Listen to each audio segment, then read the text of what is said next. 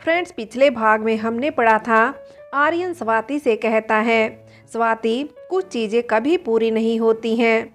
स्वाति, मैं जानता हूँ कि जिंदगी की राह में हम दोनों की राहें साथ जुड़कर चली हैं, पर उनका मिलकर रहना हमेशा के लिए नहीं था।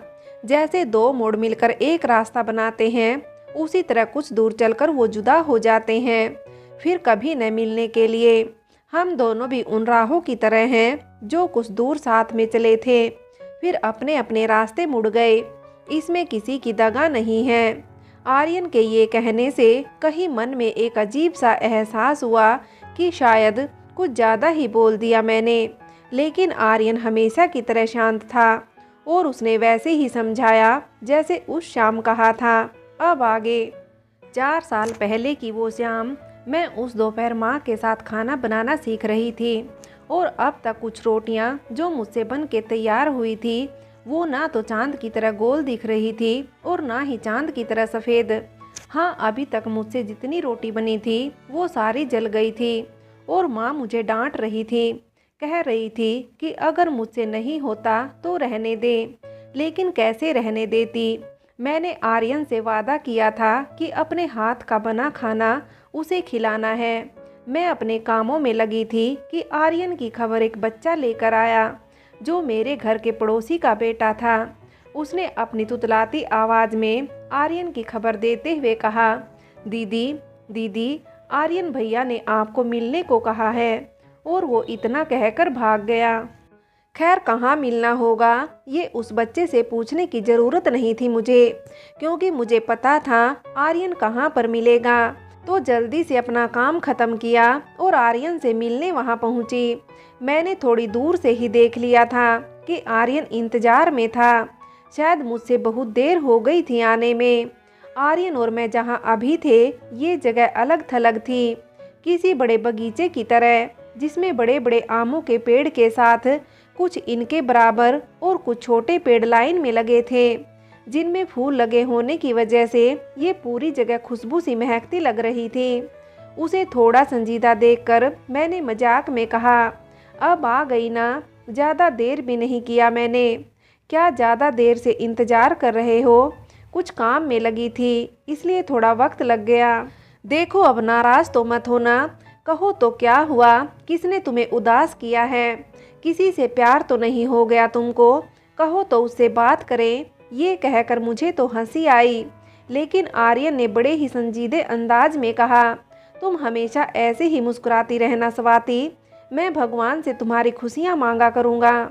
ये सुनकर मुझे कुछ अजीब तो लगा, लेकिन अपने मजाकिये लहजे में मैंने कहा, अरे वाह, बड़ी ही भक्ति वाली बातें करने लगे हो।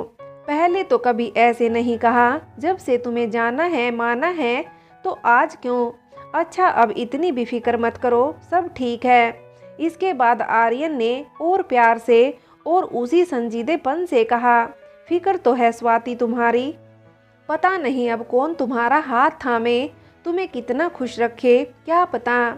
मेरे कानों में अभी भी यही लफ्ज़ घूम रहे थे। आज से पहले तो कभी आर्यन ने इस तरह से बात नहीं की थी। मेरे मन में उथल पुथल होने लगी कि आखिर बात क्या है। तो मैंने आर्यन से पूछा, ये क्या कह रहे हो? किसी और की बात क्यों कर रहे हो? अच्छा, तुमने मुझे यहाँ कुछ कहने के लिए बुलाया है, तो कहो क्या हुआ? इस तरह से बात तो मत करो। आर्यन ने मेरे कंधे पर धीरे से हाथ रखा और कहा, हाँ स्वाति, हमारा ख्वाब अब ख्वाब ही रहेगा। अब वो घर कभी नहीं बन पाएगा जिसको तुमने अपने हाथों से सजाने का सोचा था। अब वो रिश्ता भी नहीं रहेगा जो हम दोनों के बीच में है। आर्यन को देखकर लग रहा था कि वो ये सब कहने में अपनी पूरी जान लगा रहा था, मन को मारकर इतना कुछ कह रहा था। पर ये सब सुनकर मुझे अभी भी कुछ समझ नहीं आ रहा था और आर्यन की बातों में छिपे डर का अंदाजा भी होने लगा था। आर्यन ने समझाते हुए कहा, देखो स्वाति, रोना नहीं। जो मैं कहना और जो समझाना चाहता हूँ वो समझो। हमारा साथ बस यहीं तक का था। तुम्हारी दुनिया, तुम्हारी ज़िंदगी अलग है। मैं तुम्हारा साथी तो हो सकता हूँ, दोस्त भी हो सकता हूँ, लेकिन हम सफ़र नहीं। तुम्हारा हम सफ़र कोई और है। ये सुनकर मुझे तकलीफ़ तो हुई और साथ ही गुस्सा भी आने लगा। मैंने कहा, तुम मुझसे दूर होना चाहते हो, मुझे भूलना चाहते हो, लेकिन फिर भी मैं तुम्हें नहीं भुलाऊंगी। जो तुम्हें करना है कर लो, और मैं कभी किसी और से रिश्ता नहीं करने वाली। आर्यन ने कहा, बात को समझो स्वाति, मैं तुम्हारा कभी भी बुरा नहीं चाह सकता, ये तुम्हें पता है। और क्या तुम्हारे पापा कभी तुम्हारा बुरा चाहेंगे? पापा का जिक्र सुनकर लगा कहीं उन्होंने तो ये सब कहने के लिए आर्यन पर जोर नहीं डाला। फिर मैंने आर्यन से पूछा, पापा, तो पापा ने ये सब कहा है? मुझे तो यकीन ही नहीं हो रहा है कि तुम्हें पापा ने कुछ कहा और तुमने मान लिया। भूल गए कि हमारा रिश्ता कितना पुराना है और गहरा है। क्या तुम भूल गए सब? आर्यन ने फिर वो कहा जो शायद ही कोई जान सका हो, देख सका हो। आर्यन ने कहा, मेरे बिना तुम रह सकती हो, और स्वाति, हमारा रिश्ता कितना भी पुराना या गहरा हो, लेकिन ये रिश्ता तुम्हारे पापा और तुम्हारे बीच, या यूं कहा जाए कि एक बाप और उसकी बेटी के रिश्ते के आगे कुछ भी नहीं है, कुछ नहीं। माना मैं तुम्हारे प्यार में सब करने को तैयार हूँ और कोई भी इम्तिहान दे सकता हूँ, लेकिन ये समझने की कोशिश करो स्वाति कि एक लड़के के लिए एक लड़की से प्यार करना कोई बड़ी बात नहीं है। उस लड़के की ज़िंदगी में कोई और भी आ सकती है जिसे उसे फिर प्यार हो जाए, और ये बात लड़की पर भी ठीक बैठती है। लेकिन एक बाप के लिए सिर्फ उसकी बेटी ही उसकी बेटी होती है, कोई भी इस रिश्ते के बीच में नहीं आ सकता। मेरी आंखें भरी थी अपने आंसुओं से, कुछ समझ नहीं आ रहा था। आर्यन के लिए दुख महसूस करूं या इतना अच्छा कोई मेरी ज़िंदगी में रहा इसके लिए खुशी महसूस करूं। फिर आज आर्यन ने मेरा दिल जीत लिया था, ये हकीकत बताकर। मेरी किस्मत ही कहाँ कि कोई इन ख्यालों वाला ज़िंदगी में आए, पर अपनी तकदीर पर नाज होता है कि मेरी तकदीर में पहला प्यार आर्यन ही रहा। आर्यन ने बड़े प्यार से मेरे पापा और मेरे रिश्ते के बारे में कहा। आर्यन, स्वाति, मैंने आज एक बाप का प्यार देखा है जिसे मैं चाहकर भी बयां नहीं कर सकूंगा।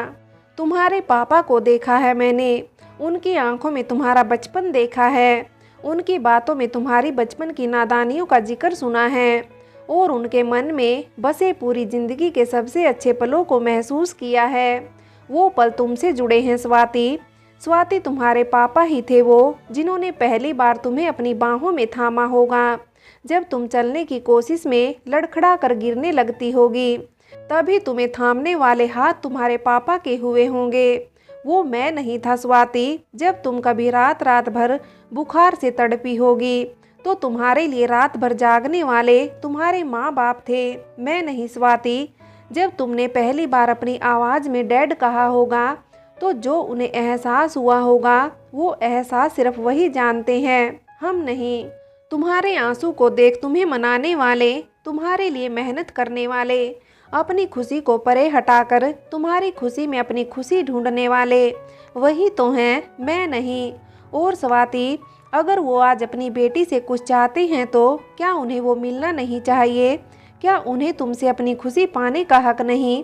आर्यन ने नम आंखों में मुस्कुराते हुए मीठी आंखों में देखा और कहा, सच बात तो ये है स्वाति कि हम जैसे प्यार करने वाले बहुत खुदगर्ज हो जाते हैं, अपने आगे कुछ देख ही नहीं पाते।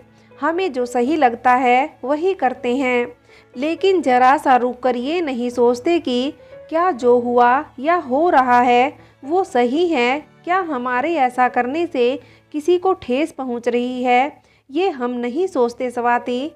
आर्यन ने आखिर में कहा, स्वाति, तुम्हारे पिता बहुत अच्छे इंसान हैं, और जानती हो तुम्हारा हाथ थामने वाला भी अच्छा लड़का है, क्योंकि तुम्हारे पापा तुम्हारे लिए कुछ बुरा नहीं कर सकते। वो लड़का उनके एक दोस्त का बेटा है जिसके पिता का देहांत एक दुर्घटना में हो गया था। तब से उसने अपने परिवार को बिना किसी सहारे के संभाला है, और तुम्हें बचपन से पसंद भी करता है। सालों पहले से जब उसके पिता और तुम्हारे पापा ने तुम्हारे रिश्ते का जिक्र किया था उसके सामने, तब से ही वो तुम्हें जानता है। स्वाति, उसकी अच्छाई का पता इसी बात से चल जाता है कि उसने सब जानते हुए भी कभी कोई शिकायत नहीं की, न ही कभी तुमसे मिलने की कोशिश की। तो क्या उसके एक तरफ प्यार को पूरा होने का हक नहीं? तुम्हारे पापा बस इतना चाहते हैं कि उनकी बेटी बात मानकर दिल से इस रिश्ते को अपनाए और खुश रहे। ये उनकी जबान भी है, अपने एक गुजरे हुए दोस्त को दी हुई जबान। आर्यन ने मेरा हाथ थामकर कहा, यही मेरी भी आखिरी ख्वाहिश होगी। वो तुम्हारे पिता हैं गुड़िया। मेरी नज़र से अपने पापा को देखो स्वाति और मान जाओ। मुझे आंखों से देखने की ज़रूरत महसूस नहीं हो रही थी। सब सुनकर ही दिख रहा था कि जिसे मैंने अब तक प्यार किया था वो आज किसी आम इंसान की तरह ही नहीं लग रहा था।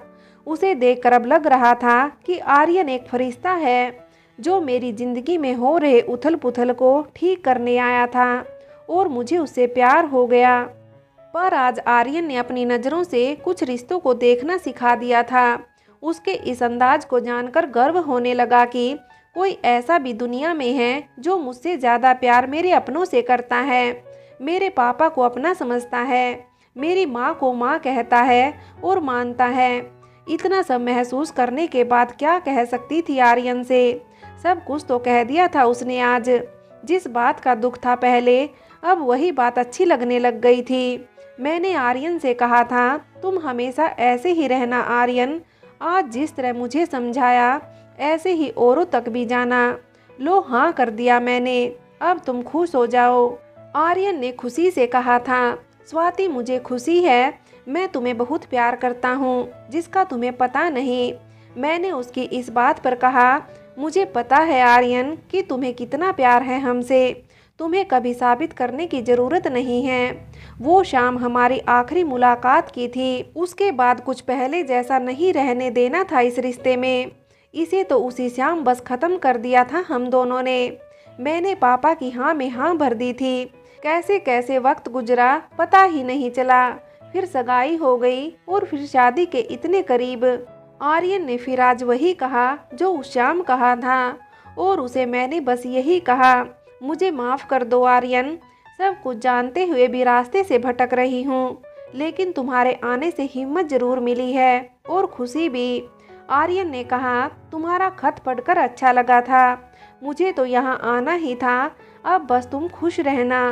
कल तुम इस बंधन से अलग होकर एक नए बंधन को बांधने जा रही हो। मैंने आर्यन से वादा लिया, आर्यन कल तुम मंडप के पास ही रहना। हौसला मिलेगा कुछ तोड़ने और कुछ जोड़ने का। आर्यन हाँ कहकर छत से नीचे चला गया। मैंने एक नज़र घर पर डाली। ये वही तो घर है जिसमें पहली बार मेरे कदम पड़े। यहीं पर कितनी ही दफ़ा चलने की कोशिश में गिरी।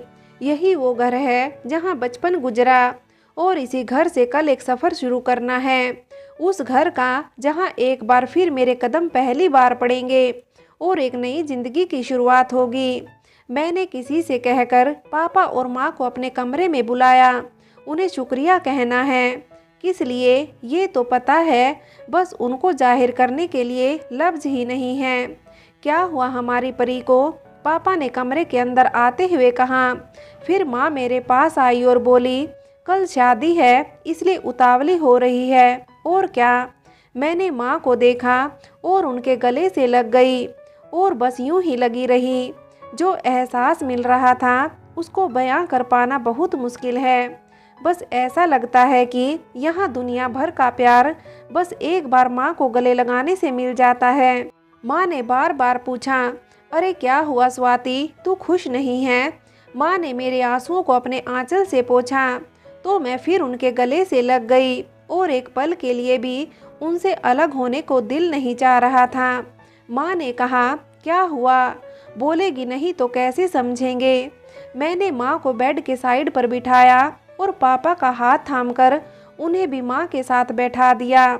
मैं उनके सामने अपने घुटनों पर बैठ गई और अपने एक हाथ में माँ का हाथ और दूसरे में पापा का हाथ थाम लिया और मैंने कहा, शुक्रिया पापा, शुक्रिया माँ, मुझे इतना प्यार देने के लिए, मुझे खास महसूस कराने के लिए और फॉर एवरीथिंग।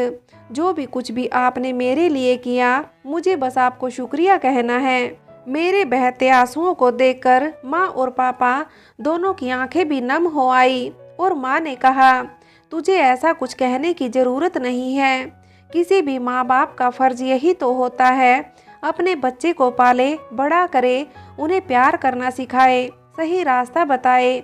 मैंने पापा से कहा, पापा वक्त कब गुजरता है इसका एहसास ही नहीं होता, पर पीछे पलट के देखें तो लगता है कितना कुछ गुजर गया।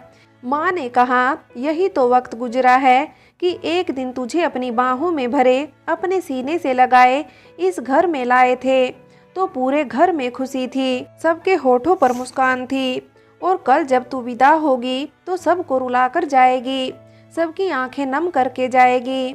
मैंने माँ को कहा, कल तो कल ही है ना माँ, उसका आज क्या काम। इस वक्त आप मेरे पास हो, पापा मेरे साथ हैं, हमें कल की कोई फिक्र नहीं। आज अभी इस जगह, इस घर में मेरी पूरी दुनिया है। माँ ने आने वाली जिंदगी के लिए अपनी नसीहतें दी, तो पापा ने हर मुश्किलात से लड़ने की हिम्मत दी। ये रात भी यूं ही गुजर गई, आने वाले दिन की खबर देकर। आज न सोने वाली रात है, अभी 12 बजने में कुछ मिनट बचे हैं। कुछ मिनटों के बाद एक नया दिन शुरू होने वाला है, और इस नए दिन को मेरी शादी है। शादी का दिन, घर में शादी की सहनाई गूंज रही है। पापा बहुत खुश हैं, मैं भी खुश हूँ, सच दिल से खुश हूँ। हल्दी की रस्म भी हो गई है, और एक गुलाबी लहंगा हमने पहना है, जो खुद में ही सबको ये दिखाता है कि ये दुल्हन का जोड़ा है, इसे पहनने वाली आज दुल्हन है। शादी से पहले के दिनों में सब इतने व्यस्त नहीं थे जितने आज शादी के दिन हैं, और सभी को बारात के दरवाजे पर आने का इंतजार है, मुझे भी है। कुछ करके किसी तरह अपने कमरे की खिड़की से सबको देख पा रही हूँ। पापा दिखाई दे रहे हैं, जो कुछ लोगों को बारातियों की इंतजाम की जिम्मेदारी समझा रहे हैं। माँ को देखा, जो यूं तो सजने संवरने से हमेशा दूर रहती हैं, वो आज अपने ही उम्र की औरतों के साथ बैठकर मेहंदी लगा रही हैं। थोड़ी दूर नजर गई तो अपने सभी भाइयों को कुर्सी टेबल इधर उधर करते देखा। आर्यन पर नजर गई तो देखा वो अकेला बैठा था और कागज पर कुछ लिख रहा था, शायद कुछ लाइनें, क्योंकि उसे ऐसा करना पसंद था। वो अपने जज्बातों को लिखना पसंद करता था।